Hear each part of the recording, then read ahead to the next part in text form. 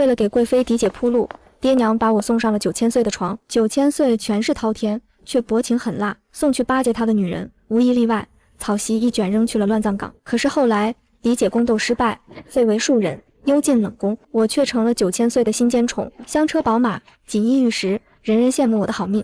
他气疯了，含恨杀了我，却和我一同重生在进宫前夕。这一次嫡姐闹着要给9000岁做妾，而我顶替她的身份，一顶小轿抬进宫里，成了娘娘。入宫前夜，嫡姐闹着要给9000岁做妾，她自幼被当作宫妃培养，贤良淑德，名满上京，却在这个节骨演出了岔子。娘，女儿不愿进宫，女儿要嫁给9000岁。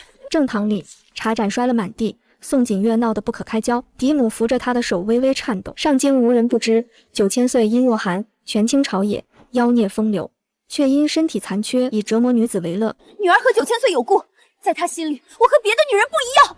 宋锦月从袖中取出一枚小小的玉环，这是信物，9000岁见到这个一定会善待于我，他不舍得我做妾的，我们会一生一世一双人。看见那枚青玉环，我下意识摸了摸脖颈，却什么都没有摸到，动作真快，我心中微叹。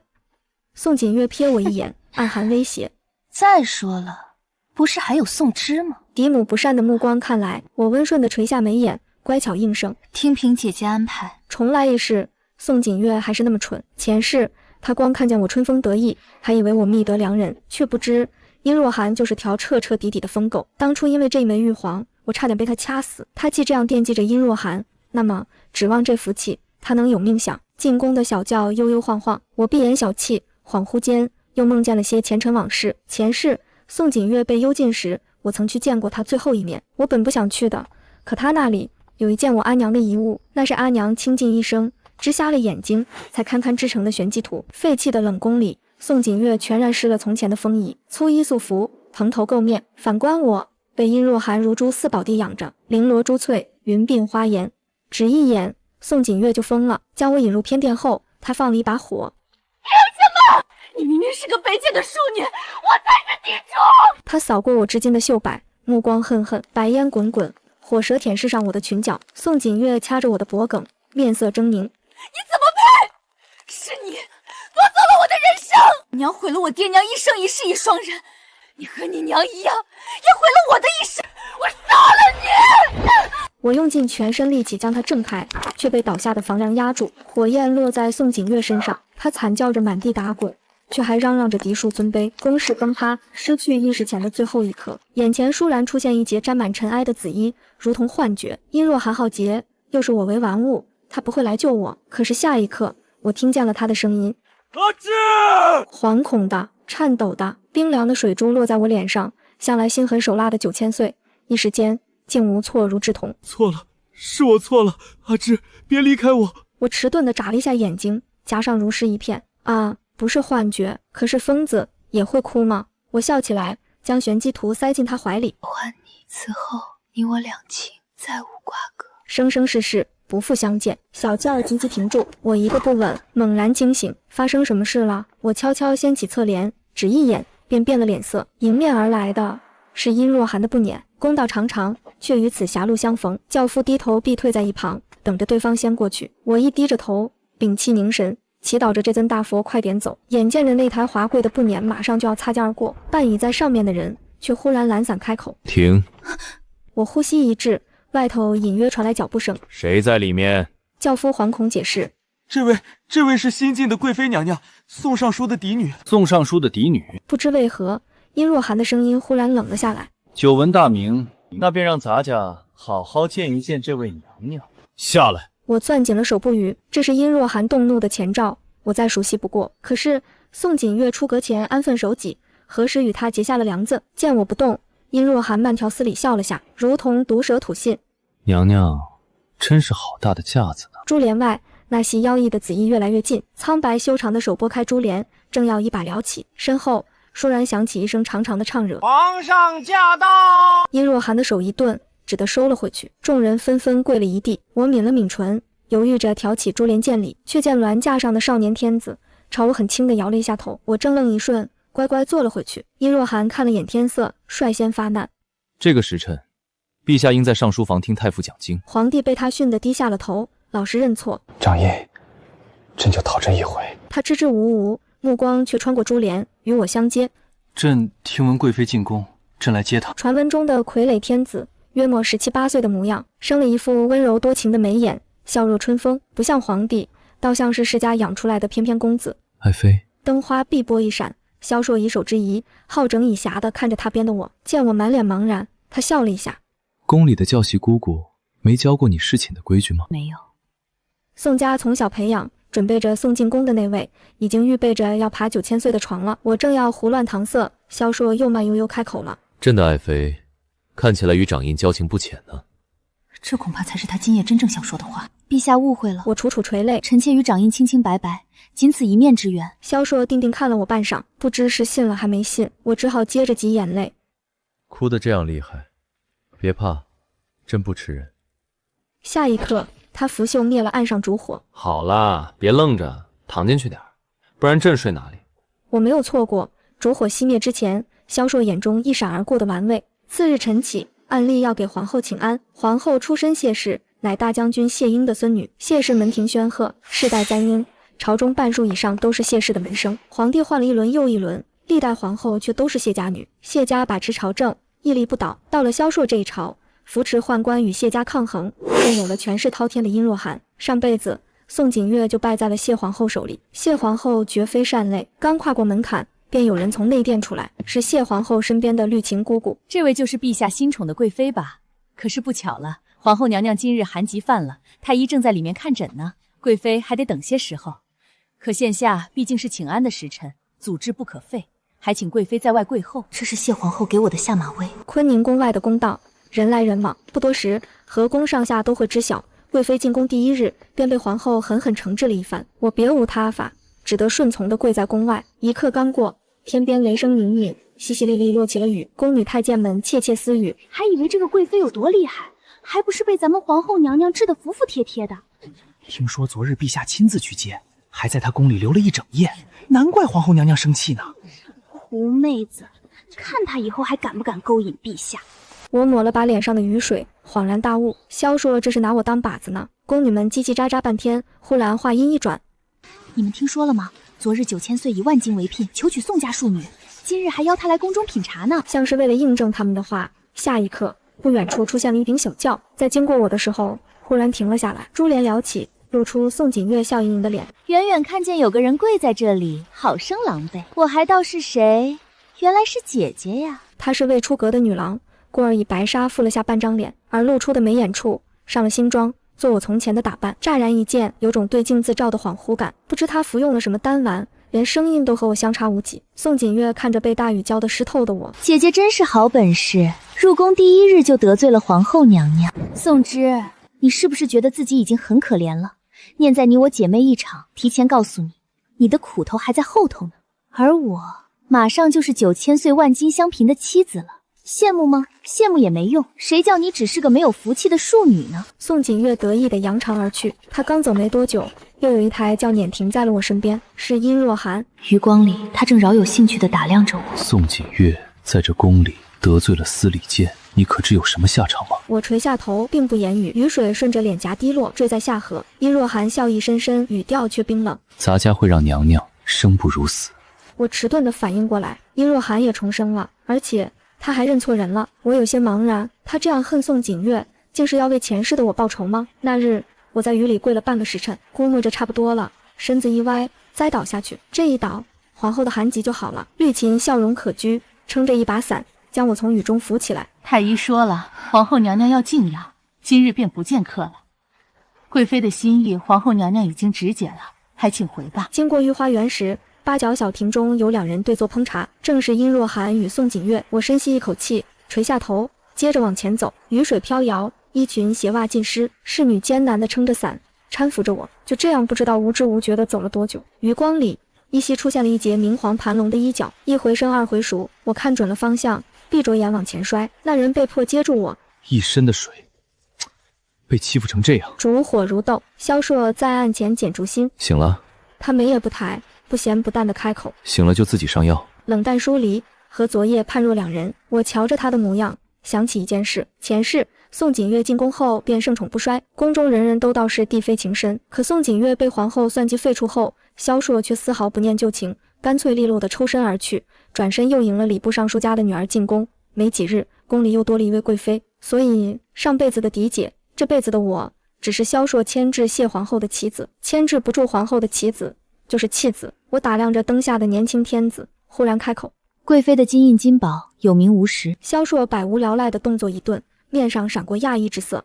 哼，看来还不算太傻。对付皇后，我要协理6宫之权。萧硕一怔，旋即低低笑开：“爱妃忘了，朕也是傀儡天子，有名无实。故而，爱妃想要的东西，得自己去争。”冷雨敲窗，烛火明灭，萧硕眼中是半真半假的笑意。贵妃，朕可以封很多，后宫美人如云，多一个少一个都无妨。而朕需要的，只是一把足够好用的刀。待谢。可以，但我不做亏本的买卖，我要皇后之位。为何？世间女子命若浮萍，总是身不由己。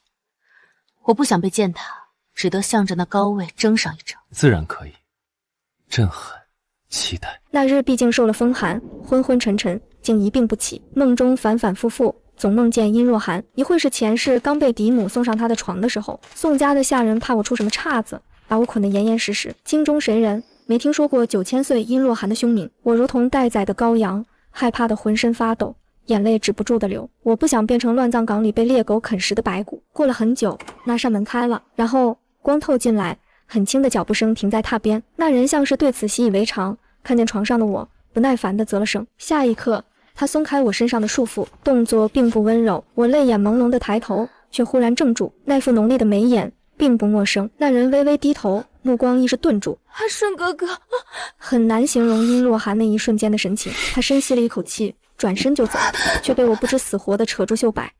阿素哥哥，哥哥，救我！我不想被9000岁杀掉。我以为他没认出我，扯住脖颈上的小小玉环，高高举起，那是他送我的生辰礼。殷硕哥哥，我是阿芝，你不认识我了吗？我天真的想，殷树哥哥可能真的没能认出我。8岁那年阿娘病逝，让我带着他绣了半生的玄机图，去投奔我上京城里那个始乱终弃的爹。这一去，便再未回过江南。算来，我与他有10余年未见。半晌，我听见他嘶哑的嗓音：“你认错人了，我名殷若寒。”怎么会？殷树哥哥是清风朗月一样的书生，怎么会变成臭名昭著的9000岁殷若寒？殷树！他骤然回身，扯着我脖颈上缀着玉皇的红绳。再敢叫这个名字，我敲死你！我张了张嘴，企图在他冷漠的神情里看出什么破绽，可是没有。眼前这个人，除了脸，浑身上下没有一处和我的殷树哥哥相像。可是，就在我以为自己真的认错人的时候，我发现那只勒着我脖颈的手在很轻的颤抖。梦中画面一转，那是我被送给殷若寒的第3年。殷若寒不肯承认他是殷树，不肯与我相认，不肯告诉我过去发生了什么，也不肯给我一个名分。整个上京城皆知9000岁只是一时兴起，收了个暖床的侍妾。春日迟迟，我折了初开的桃花，兴冲冲地和殷若寒献宝，却听见书房内殷若寒随意吩咐下属：“一个碍手碍脚的女人，随便打发回去就好了。”我呆呆地看着手中的桃花枝，殷若寒如同丢弃一个玩物，一个累赘那样，不要我了。可是我们那么早就私定了终生，上是黄发垂髫，便信誓旦旦约下白头盟誓。殷树说过会一辈子对我好的，可是我忍着眼泪想，殷树的承诺在殷若寒这里不算数。从梦中惊醒的时候，萧硕正掌灯看我，哭得这样厉害，做噩梦了。我只是扶开他的手，用手背抹了把眼睛，那确实是一个很长很长的噩梦。猫在这里躲了这些天的懒，该去干活了。今夜宫中的大宴，爱妃可要好好表现。朕的掌印不知道被你那妹妹灌了什么迷魂汤，魂不守舍的。哼，就看爱妃能不能将她的魂勾回来了。我与萧硕像极了一对昏君妖妃，姗姗来迟。皇后目光不悦，我佯装不知，朝她笑笑，十足挑衅。丝竹管弦之音靡靡，殷若寒在另一侧自斟自饮，唇若点珠，资质风流，恍若唐宫夜话里走出来的妖鬼。可他的目光却那么小心翼翼，珍而重之地落在一个人身上，不敢逾越，不敢亵渎。我转头看见了席间依偎在嫡母身边的宋锦月。宋锦月最近可谓是出尽了风头，殷若寒求娶的消息一出，宋芝变成了整个上京城最风光的女郎。9000岁何曾这样对一个人上过心？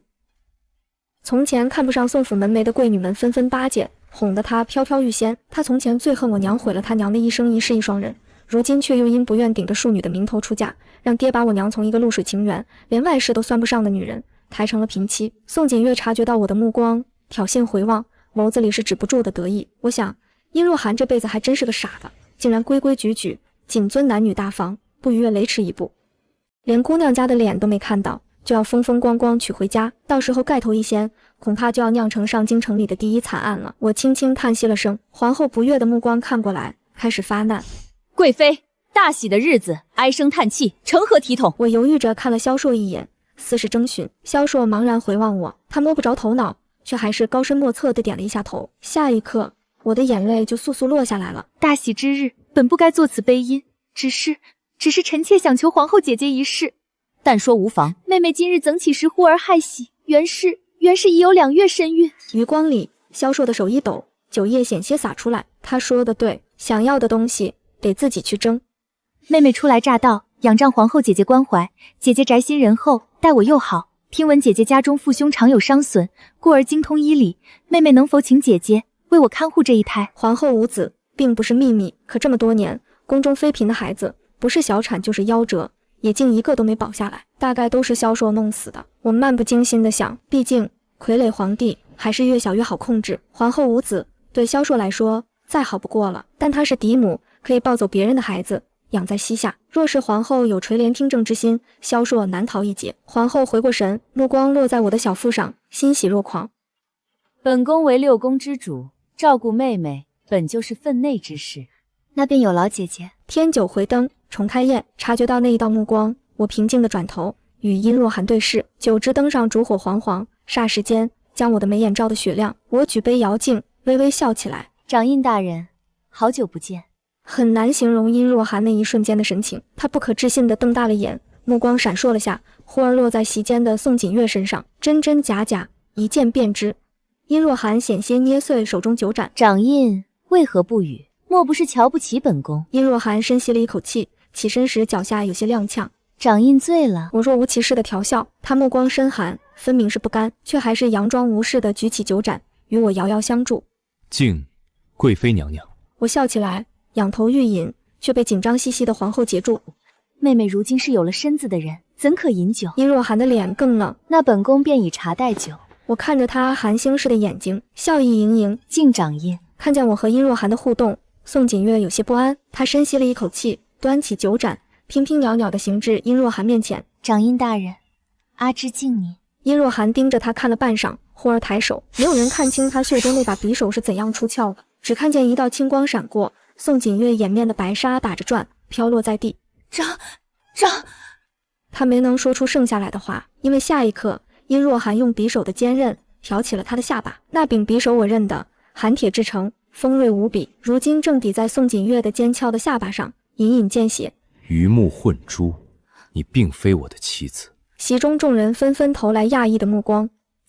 怎会？3茶6礼，3媒6聘，整个上京城都知道我是你将要明媒正娶的妻子。他哽咽着，眼泪如同断了线的珠子往下掉。美人垂泪，我见犹怜。只可惜他遇见的是殷若寒，薄情狠辣，翻脸无情。殷若寒眉间微挑，竟是微微笑了。我10里红妆迎进门的妻子是宋芝。下一刻，他手上猛然用力，刃尖转换方向，宋锦月系在脖颈上的玉环被挑落，留下一道深深的血痕。他垂眼笑问：“你是吗？”殷若寒拂然拂袖：“此人欺世盗名，并非宋芝。来人，将他押下去，严刑伺候。”好好一场欢宴，鸡飞狗跳。我借着更衣的名头，在宫中转了转，笙歌散尽，灯影阑珊，身后殷若寒不紧不慢地跟着我，索性不和他兜圈子。掌印怎么也出来了？殷若寒死死盯着我。那日跪在坤宁宫前的是你。我点了一下头。对不起，对不起，阿芝。他张了张嘴，我不知道是你，嗓音哑了。为什么会是你？因为我要当皇后。殷若寒的手骤然颤抖。你不要我了吗，阿芝？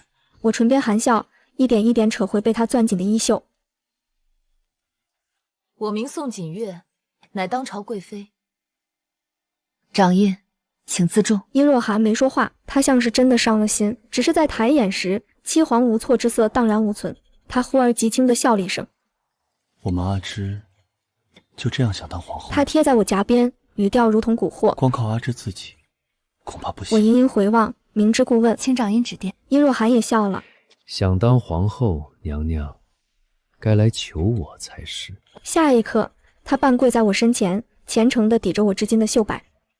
你要对付谢皇后，而我替天子牵制谢家朝中的势力，我们的敌人是一样的。这世上不会有比我更好的同谋。选我吧，娘娘。我从萧硕那里要了一味假孕的药，认识太医院首席，也探查不出我脉象有异。毕竟是先帝的嫔妃为了争宠调制出来的禁药，只是这药颇为伤身，往后再不会有子嗣，故而渐渐失传。殷若寒全然不知，他真的以为我有孕，看起来比我还紧张，珍贵的补品流水一样送进我宫中。可惜了，我安静想着，不存在的孩子本就是保不住的东西。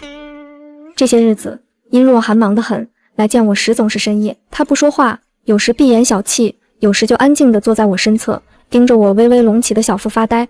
烛火映在那双狭长的狐狸眼里，融融落着一点暖光。我们心照不宣，谁都没有再提起过前世。今夜殷若寒来得迟些，夜露坠湿了他的衣角，眉目笼着层水汽。他没进殿，只站在窗下，轻声问了一句：“娘娘，今日安好？”我还是闻见了他身上淡淡的血腥味。他最近总在杀人。我静默一瞬，掌印安好，本宫自然安好。我杀孽深重，怎配与娘娘相提并论？他顿了顿，往后我就不进殿了，怕冲撞了娘娘腹中胎儿。我看着他，殷若寒，你不嫉妒吗？这话问得没头没脑，他却瞬间明白了我在说什么。他怔住了，半晌，我听见他的回复：唯愿娘娘此生圆满如愿。我静静看着他，如何圆满？良人在侧，子孙满堂。窗下芭蕉叶飒飒作响，月光萧疏。殷若寒安静地立在一地昏暗的营里，有些茫然，有些无措。我不知道那一瞬间他想到了什么，或许是他的残缺。我想，若那便是残缺，那我服下禁药，再无子嗣，亦是所谓残缺之人。我笑起来。可是月有阴晴圆缺，并不常常圆满。这世间的残缺总是寻常。抬头，掌印，明月如钩，掌印不应有恨。冬去春来，算着日子，肚子里这个东西应该有5个月大了。这日是春猎，临行前，我服了药，同往常那样在皇后面前撒娇卖吃。皇后姐姐，你这个香囊真好看，妹妹喜欢，本宫赠予你便是。我总是眼馋她的东西，皇后早就习以为常。玉佩璎珞坠子香包，我在她那儿顺了不少。她见我实在愚蠢，乐得陪我演姐妹情深。反正她只需耐心等上几月，然后去母流子。所以猎场里，众人回合之下，那头麋鹿发了狂似的冲向我时，他还没意识到是我动了手脚，自己即将大祸临头。我狼狈摔落在地，下身血流不止，阴透了宫裙。这幅场景实在太过惨烈。陛下，好疼！大量的失血让我眼前模糊，我无力地靠在萧硕怀里，却看清了人群之外的殷若寒。按在剑柄上的手骨节发白，他正然望着我裙上不断晕染开的血迹，竟是落泪了。再醒来是在猎场的营帐里，鼻尖缭绕着清苦药香。太医正低声回禀，囊中香料里有一味能够致使野鹿发狂。事已至此，皇后终于回过神，眼见她要辩解，我开始哭。皇后姐姐若不喜欢妹妹，怎么责罚妹妹都可以，为何要害妹妹的孩子？我的孩子！你敢污蔑本宫？本宫一时不慎，竟叫鹰啄了眼。皇后，随侍的宫女、太监都看见了，这东西原是你给贵妃的，证据确凿，你还有什么话要说？人证物证俱在，皇后自然是百口莫辩的。萧硕动不了皇后，只能小惩大戒，禁了她1个月的足，却也顺理成章地禁了我的位分，协理6宫。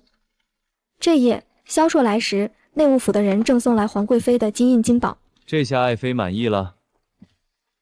我低低嗯了声，姑且满意。待他走后，殷若寒才从檐上翻下来，风露满身。早在我倒在血泊里的时候，他就想明白了前因后果。你何苦至此？可他没有劝阻我的立场，张了张嘴，似是想问我一句疼不疼。我摇头，目光落在案前金宝上。不苦。不疼，本宫就喜欢金灿灿的东西。皇后被罚一事在前朝后宫引起不小震动，虽然只禁足了1个月，却无异于在打谢家的脸。前朝后宫人心惶惶，我却学着协理6宫事宜，忙得不可开交。这天是阿娘的忌日，按江南旧俗，不烧纸钱，但要放一盏水灯。天下江河湖海相通，魂魄随灯漂泊，终有一日能回到江南故里。我出不去，便想着在宫中找一条连通外河的水道。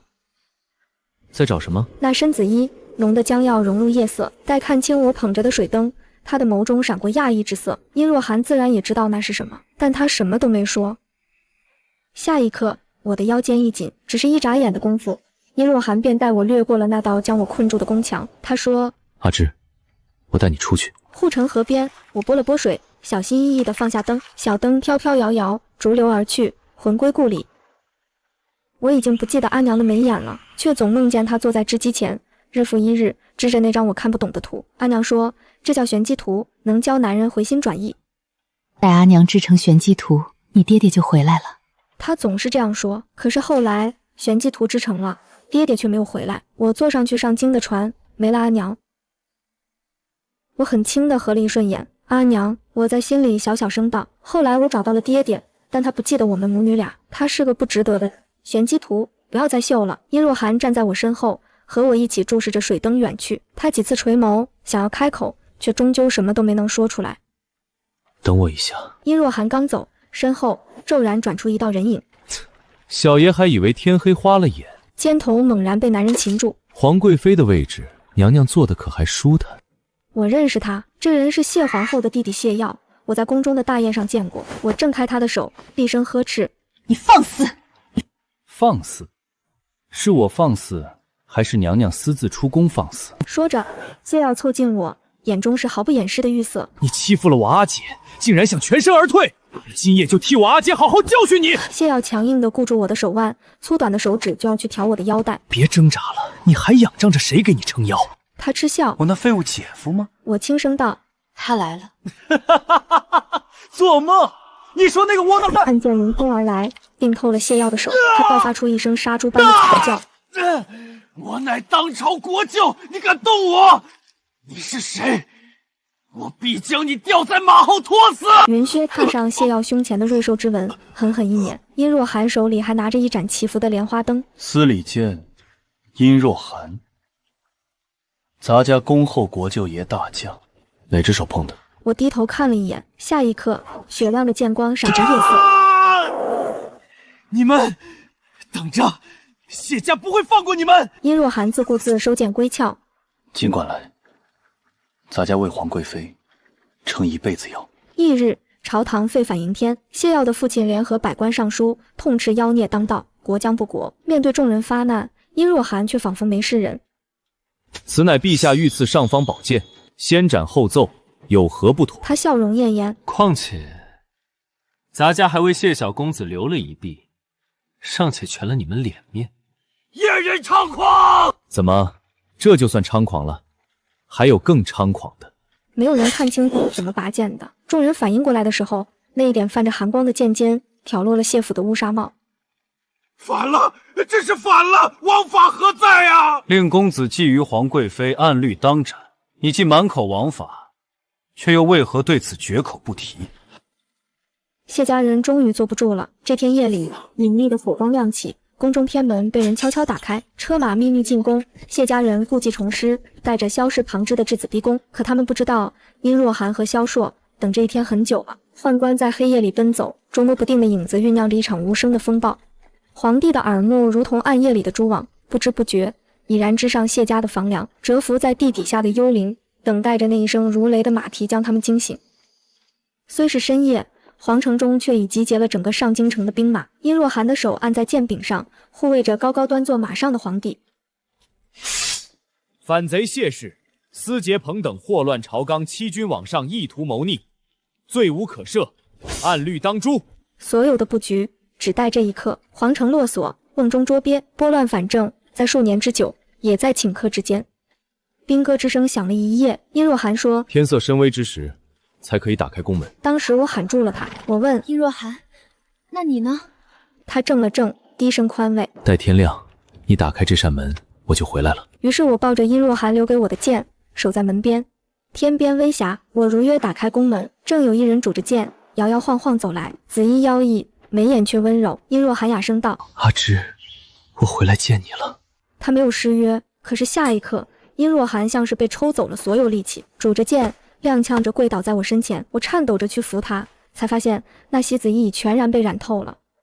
殷若寒不知道哪里来的力气，忽然将面前的我推开，他颤抖着，整个人跪伏在了地上。恭贺娘娘荣华高升。身子的衣衫叶落在地，譬如残花凋零。远处依稀响起马蹄声，我猛然抬头，萧硕显然也经历了一场恶战，银甲未卸，眉眼沾血，正骑在马上，似笑非笑地看着我。君王之诺，一诺千金。他俯身朝我伸手，竟要拉我上马，共乘一骑。朕的皇后。外戚铲除，尘埃落地，殷若寒却一病不起。太医捻着白须，纷纷摇头。掌印这些年积劳成疾，外表看起来与常人无异，内里却耗空了。如今伤损过重，认识大罗金仙也救不得，只能看掌印自己。萧硕沉默地坐在病榻前，眼中似有怅然之色。半晌，他唤了声：“老师。”我看向萧硕，他笑着摇头。朕曾和掌印说过，他会不得好死，他却说我求之不得。萧硕只象征性的来看过殷若寒一次，便忙碌着重整朝堂。这些日子，我就一个人坐在殷若寒的榻边发呆。这人容颜极盛，平日里有种凌厉肃杀的美，病中倒是清简几分，不再那么迫人。我虚虚描画着他的眉眼，怅然想着，你我两世相识，我却只识得你这副皮囊；你我青梅竹马，你的过往，我却全然不知。殷若寒，你不行吗？无人回应。可是殷若寒，我鼻头无端发酸。不要死，不是说好了要为我撑一辈子腰？岸上还放着那套被血印透的紫衣，衣料垂坠下来，却隐约露出一个什么东西的轮廓。我颤着手去摸，心口处歪歪斜斜地缝着一个暗带。我拿出藏着的青玉黄，却意外掉出一张泛黄的纸条。质子歪歪扭扭的笔迹映入眼帘，那是我的字迹，宋之和殷树，天下第一，最好。我恍惚想起来，这是当年我逼着殷若寒教我写的。少年无奈地叹了口气，推开小山似的书卷，握住了我的手腕。想写什么字？宋之和殷树，天下第一，最好。我不可自抑地颤抖起来，本以为是志同玩闹一样的东西，却被这人珍而重之地藏在心口。许多年，我忽然想起，这一世我喊过他许多次殷若寒，却没有一次唤过他真正的名字。殷树，哥哥，阿芝回来了，你不来陪阿芝玩吗？过了一盏茶的时间，亦或者是更久，那双屹立的眼睁开了，茫茫然看不清周遭，却朝我笑了一笑。我的眼泪簌簌掉了下来，他蹙起眉：为什么哭？是不是皇后又欺负你了？我用手背抹了把泪：没有，这宫里没人敢欺负我。那就好。我梦见你被皇后欺负，又跪在雨里，我想着得快些醒来给你撑腰，可是那场雨好大，迷了方向，怎么也醒不来。可我梦见了你，很小的你，扯着我的袖子在雨里一直跑。对不起，上辈子这辈子我待你不好。为什么上辈子待我不好？他哑然：因为殷若寒要彻彻底底毁掉殷树才能活下去。我猜的对不对？上一世这一世两世如此，可是殷若寒，我要你说给我听。殷树家破人亡，是在我离开江南的第2个春天。他的父亲是个正直的小官，为人清廉，却因不愿同流合污，卷入一场大案，夷3族，男丁斩首，女眷冲入教坊司为妓，质子入宫为奴。按殷树的年纪，本该斩首处死，却因长相屹立，被当时的太监总管季公公看中，收作徒弟，破例净身入了宫。很难说这是他的幸运还是不幸。从净身房出来那日，殷树心丧若死。圣贤书教过他怎样做君子，却没教过他怎样当太监。圣贤书告诉他人可以为了很多东西去死，名节、清白、志向，却独独没有告诉过他，在失去了这些东西之后，一个人要怎么活。殷树彻底错乱了。也就是在这个时候，季公公告诉他，殷家是替一个谢氏的门生顶了罪。死是最容易的事情，你当然可以去死，毕竟这世上也没人盼着你活了。咱家不仅不会拦你，每年忌日还为你上3炷香，转告你，你的仇家在杨氏活得有多逍遥快活。殷树撑着疼痛的身体，踉跄着跪倒在老太监脚下，他磕了3个头。求师父疼我。从那天起，他不再叫殷树，阿爹教导他，树是君子之德。他曾笑眯眯地问他：阿树可愿做君子？不愿意。殷若寒想，我不做君子，我要做恶鬼，我不宽恕，不原谅。从今往后，我只信奉血债血偿，纵然不得好死。